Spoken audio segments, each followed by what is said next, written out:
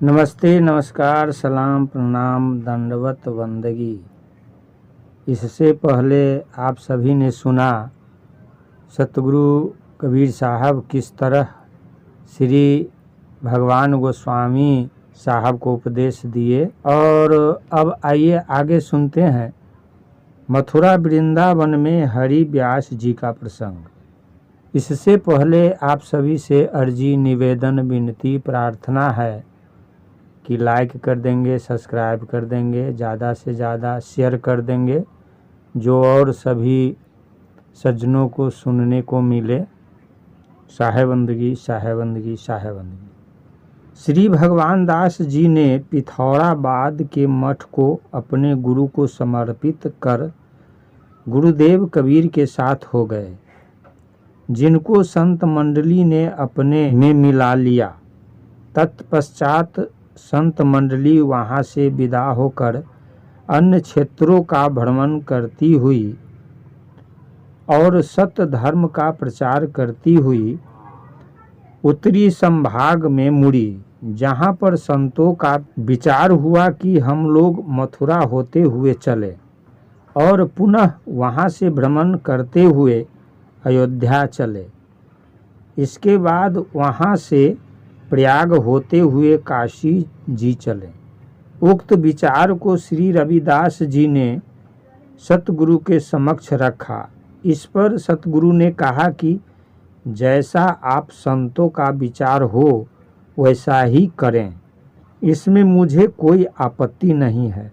अतः गुरुदेव की अनुमति प्राप्त कर संत मंडली वहाँ से चल पड़ी और चलते चलते मथुरा में आ गई, जहाँ के लोग सुनकर दौड़ते हुए आए कि काशी जी से श्री कबीर जी महाराज आए हैं। सभी लोगों ने वहाँ आकर गुरुदेव का दर्शन किया और उनसे सत्य धर्म का उपदेश भी लिया। तत्पश्चात संत मंडली मथुरा से वृंदावन गई, जहाँ पर कुछ दिनों तक रुकी रही और उसी स्थान पर कथा कीर्तन होता रहा। वृंदावन में साहब का आगमन सुनकर बहुत दूर दूर से लोग उनके दर्शनार्थ आने लगे और सतगुरु के प्रवचन को सुनकर जीवन को सार्थक बनाने लगे। वहाँ से थोड़ी दूर पर हरिव्यास नामक एक पंडित भागवत की कथा कह रहे थे, जिनका जन्म बंग प्रदेश में हुआ था, ऐसा सुना जाता है। और वे संस्कृत के प्रकांड विद्वान एवं कथावाचक थे। उनकी कथा को सुनने के लिए हजारों लोग आया करते थे और उक्त व्यास जी के हृदय में श्री कृष्ण भगवान का साक्षात भी होता था, जिसके कारण व्यास जी सदा प्रसन्न रहा करते थे। एक दिन की कुछ बात है कि कुछ कथा श्रोतागण सतगुरु कबीर की कथा को सुनने के बाद श्री हरि व्यास जी के यहाँ आए और उनसे पूछा कि महाराज, कबीर जो कथा करते हैं वह कथा आपकी समझ से कैसी है, क्योंकि आपके यहाँ से वहाँ अधिक भीड़ होती है तथा उनकी कथा को श्रोतागण बड़े प्रेम से सुनते हैं। लोगों के इस बात पर श्री व्यास जी ने झुंझलाकर कहा कि कबीर का ज्ञान नवीन है, वे भक्ति रस की बात को नहीं जानते, केवल वे नीरस निर्गुणवाद का समर्थन करते हैं, जो सभी के लिए सुलभ नहीं है। उनकी बातें कुछ उटपटांग भी होती है और वे बातें समझ में नहीं आती। श्री हरि व्यास जी के इस निंदापूर्ण बातों को सुनकर उक्त श्रोतागण मौन हो गए। कुछ लोग इधर से भी गए और साहब से पूछे कि श्री हरि व्यास जी जो कथा कहते हैं वह सही है। इस बात पर साहब ने कहा कि श्री हरि व्यास जी की कथा में अमृत की वर्षा होती है। वे तो भगवान के बड़े भक्त हैं, उनका दर्शन करना पुण्यदायक है। इस प्रकार की साहब की बातों को सुनकर दोनों ओर के कथा श्रोताओं ने कहा कि कबीर जी धन्य है, कबीर जी धन्य है, आपकी जय हो, आपकी जय हो इत्यादि नारे लगाए गए। उधर श्री हरि व्यास जी ने जिस दिन से कबीर साहब की निंदा की, उसी दिन से उन्हें भगवान का दर्शन होना बंद हो गया।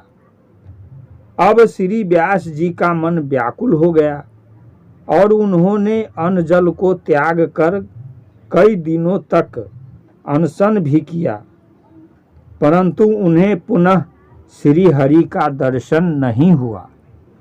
उनकी घबराहट बढ़ गई और व्याकुल होकर चारों ओर ढूंढने लगे, परंतु कहीं कुछ भी नहीं मिला।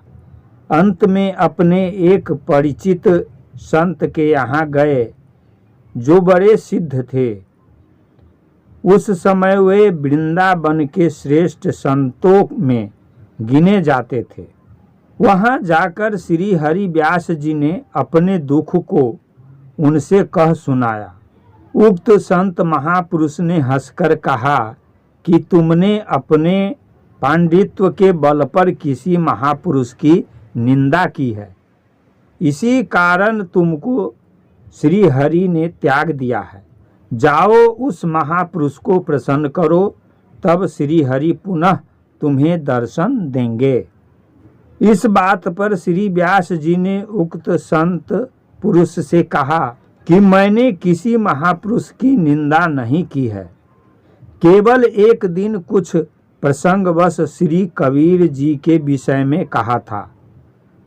उक्त संत ने कहा कि श्री कबीर जी असाधारण पुरुष हैं, इस समय सत्य धर्म की रक्षा के लिए प्रकट हुए हैं। वे स्वयं भगवान विष्णु जी के अवतार है। बिना कबीर साहब के प्रसन्न हुए तुम्हारा कल्याण नहीं होगा, इसलिए जाओ कबीर जी को प्रसन्न करो। जंगल निवासी उस महात्मा की उपयुक्त बातों को सुनकर श्री हरि व्यास जी बहुत दुखित एवं लज्जित हुए और अपने किए हुए पर पश्चाताप करने लगे। इसके बाद सतगुरु कबीर की अनेक छंदों में स्तुति करने लगे। बार बार रोते हुए उन्होंने स्तुति की, परंतु अपराध क्षमा नहीं हुआ। अंत में व्यास जी अपना प्राणोत्सर्ग करने के लिए श्री जमुना जी में जाकर कूद पड़े। अतः एवं श्री व्यास जी ज्यों ही जमुना के गहरे जल में कूदे, त्यों ही सतगुरु कबीर ने उसी बीच धार में प्रकट होकर श्री व्यास जी को पकड़ लिया और कहा कि ब्राह्मण, तुम मेरे ऊपर क्यों प्राण दे रहे हो? चलो अब तुम्हारा अपराध क्षमा हो गया। इसमें एक हरि व्यास जी के पद हैं भक्तमाल टीका का। जबते हरि चरणन रुचि उपजी, तबते बुन्यो न चीर, दिन्हो ले ही न याचे काहू, ऐसो मन को धीर। योगी यति तपी सन्यासी, इनकी मिटी न पीर, पांच तत्व ते जन्म न पायो, काल न ग्रासो शरीर। व्यास भक्त को खेत जुलायो, हरि करुणामय नीर। कबीर साहब कहते हैं कि तुम मेरे ऊपर क्यों प्राण दे रहे हो? चलो अब तुम्हारा अपराध क्षमा हो गया, तुम पवित्र हो गए। आज से पुनः श्री नारायण जी तुम्हें दर्शन देंगे, परंतु तुम्हें किसी की निंदा नहीं करनी चाहिए। भगवान का भजन अनेक प्रकार से होता है, जिसको जिस मार्ग से सुलभ हो वही करें। किसी के मार्ग की निंदा नहीं करनी चाहिए, अन्यथा उसका अहित होता है। इतना कहकर श्री व्यास जी को सतगुरु कबीर ने यमुना के तट पर छोड़कर वहाँ से अंतर्ध्यान हो गए। यह देखकर श्री व्यास जी को बड़ा आश्चर्य हुआ और अनेक प्रकार से सतगुरुदेव की स्तुति करने लगे। इसके बाद जहाँ गुरुदेव का प्रवचन हो रहा था वहाँ पर गए और सारी घटना को जन समुदाय को सुनाने लगे। सभी लोग इस घटना को सुनकर सतगुरु कबीर की अनेक प्रकार से प्रशंसा करने लगे। अंत में श्री हरि व्यास जी जाकर गुरु कबीर के चरणों पर गिरकर रोने लगे। साहब ने पुनः उठाकर उन्हें कंठ से लगा लिया, कंठ से लगाकर अपने बगल में बैठा लिया। इस घटना का पूरे ब्रज में शोर हो गया। उक्त घटना को सुनकर लोगों ने दूर दूर से आकर साहब का दर्शन किया और उनसे सत्य धर्म की दीक्षा ली तथा जीवन मुक्त होकर अपने अपने कार्य करते रहे। इधर सतगुरुदेव संत मंडली से बोले कि यहाँ कई दिन हो गए, अब यहाँ से काशी के लिए चलना चाहिए, क्योंकि इस वर्ष गुरुदेव की जयंती पर काशी पहुँचना आवश्यक है। गुरु की आज्ञा पाते ही संत मंडली अपने अपने आसनों को बांधकर श्री वृंदावन से मथुरा होते हुए चल पड़ी। उनके स्वागत में मथुरा एवं आसपास के सामंत लोग बहुत दूर तक गुरुदेव के पीछे गए। अंत में गुरुदेव सभी को समझाकर लौटा दिए। सभी लोग प्रेम आश्रु बहाते हुए एवं साहब की सरलता तथा महत्ता का गुणगान करते हुए अपने अपने घर को लौट आए। उनमें से अधिकांश लोगों ने अपने घर को छोड़कर गुरुदेव के साथ काशी तक पहुंचाने के लिए चल दिए। नमस्ते, नमस्कार, सलाम, प्रणाम, दंडवत, बंदगी। अभी आप सभी ने सुना हरि व्यास जी का कथा। फिर आगे मिलते हैं। साहे बंदगी, साहे बंदगी, साहे बंदगी।